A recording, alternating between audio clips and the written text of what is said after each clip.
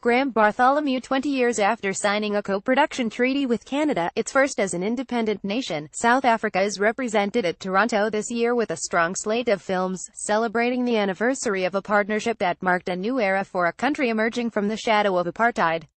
The 20-year relationship between South Africa and Canada is profound, says Zamra Mkosi, CEO of the National Film Video Foundation. It has paved the way for fantastic film and television collaborations between the two countries. The collaboration is on display in Toronto this year with the documentary Silas, a South Africa-Canada-Kenya co-production about the Liberian activist Silas Siaker, directed by Canada's Anjali Nair Gun Runners and Kenya's Hawa Esaman Soulboy.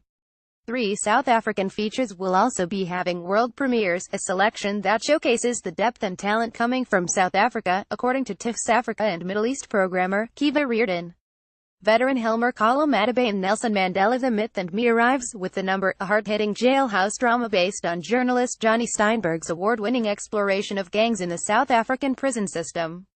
Michael Matthews' debut feature, Five Fingers for Marseille, is a Western-inspired thriller about an outlaw on the run who returns home to find a shot at redemption. Finally, Jenna Bass' Love the One You Love puts South African identity under the microscope in high fantasy, about a group of young travelers who mysteriously swap bodies on a camping trip.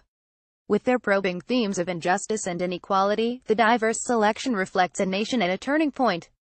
More than 2 decades after the end of apartheid, South Africa has been gripped by waves of protest that have called into question the belief that black majority rule would bring about a more just and fair society.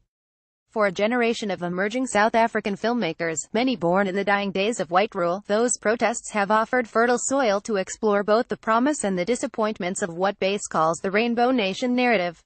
I feel like breaking through that narrative. Was step 1 of making high fantasy, she says, pointing to a long-held post-apartheid illusion that we all now understand the problems of the past, and now we've forgiven and everything is fine.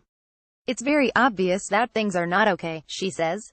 The national soul-searching has nonetheless been a boon for the film industry, buttressing stalwarts like Matabane and Akinomoto Sobaya, while giving rise to an eclectic and promising younger generation that includes Bass, Oliver Hermanus Gunid, The Endless River, Sibs Changwela Mare Nektai Youth, Jamil XT Quebec of Good Report and John Trang of The Wound, among others. The diversity of voices, says Marseille writer Sean Drummond, has buoyed hopes that the emerging South African movement will mirror similar waves in countries that found a voice and identity really quickly. We've been talking about the new wave for a long time, says Drummond, pointing to the genre-bending conventions of Marseille as an example of a creative wellspring that is very original, very South Africa. Yet while the industry's odor-driven picks have found a home on the festival circuit, local audiences remain an enigma.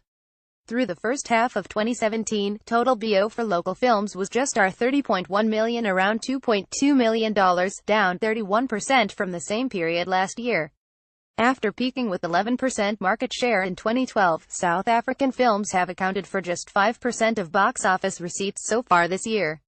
Still, Drummond points to the success of Hollywood blockbusters like Fast and Furious 8, South Africa's highest-grossing film of 2017, as proof that there are people going to watch movies. I think it's about giving the audience something they want to see, he says.